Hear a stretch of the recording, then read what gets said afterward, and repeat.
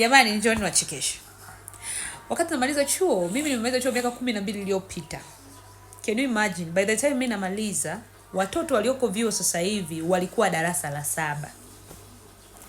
La 7. Watoto kabisa sasa hivi ndio wako vyuo. Sasa leo bwana, katika pita zangu nilikuwa na kikao na serikali ya wanafunzi. Yaani kuna situation ilitokea ambayo nikakutana na serikali ya wanafunzi wa chuo fulani. Katika kudiscuss bwana, sasa nikaona kuna mwenzangu ambaye nafanya naye kazi, wanamuita ni mkaka. Mimi namuona mkaka. Wala watoto wanamuona baba.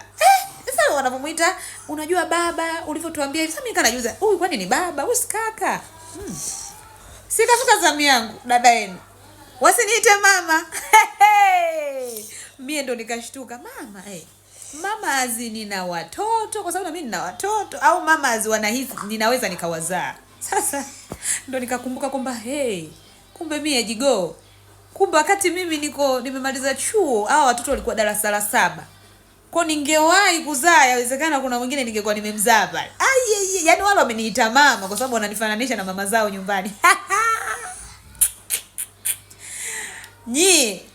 Siamini, miaka inakimbia nyinyi, miaka inakimbia. Yaani 30 inaenda, ina speedi.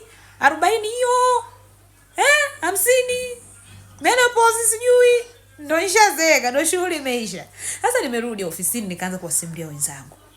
Jamani, nimeitwa mama na watoto wachote. Sasa unashangaa nini? Ungezaa una miaka 15, wala watoto si wangekuwa wakwako kabisa. Yaani wamekuita mama sio kwa sababu umezaa watoto, wamekuita mama kwa sababu unafanana na mama zao.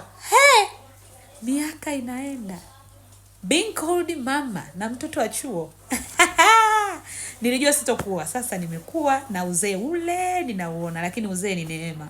Kwa tunashukuru Mungu, miaka inaenda, anazidi kutupa neema.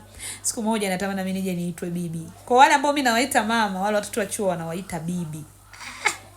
Yaani yale ni kizazi kingine kabisa, ni watoto haswa.